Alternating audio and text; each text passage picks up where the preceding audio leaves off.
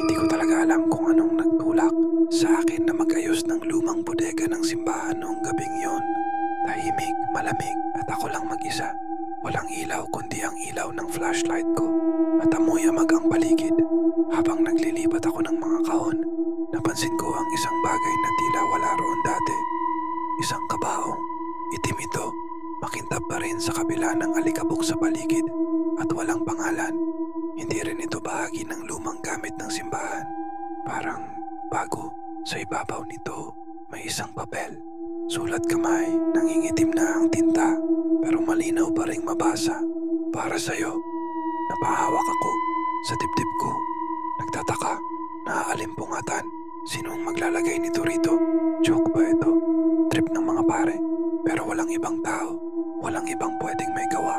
At sa kung anong dahilan na hindi ko may paliwanag. Hindi ako umalis. Sa halip, lumapit ako. Hinawakan ko ang gilid ng takip. Malamig, mabigat. At habang binubuksan ko ito, parang bumagal ang oras.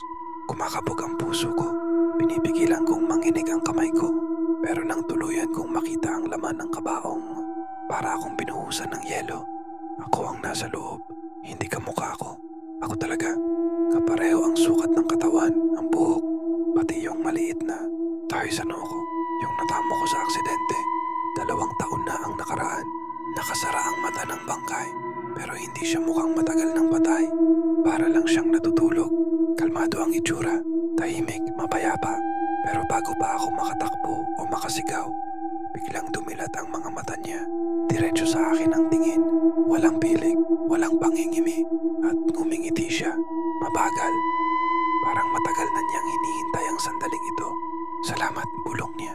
Pagod na akong nasa loob. Ikaw naman, parang may malamig na kamay na dumaklot sa buo kong katawan. Hindi ako makagalaw. Hindi ako makasigaw. Ang paligid unti-unting lumabo. Ang hangin, lumamig palalo. At habang naninigas ako sa kinatatayuan ko, naramdaman kong hinihila ako papasok. Sa kabaong, sa loob, ang bangkay, ako, ay unti-unti nang bumabangon.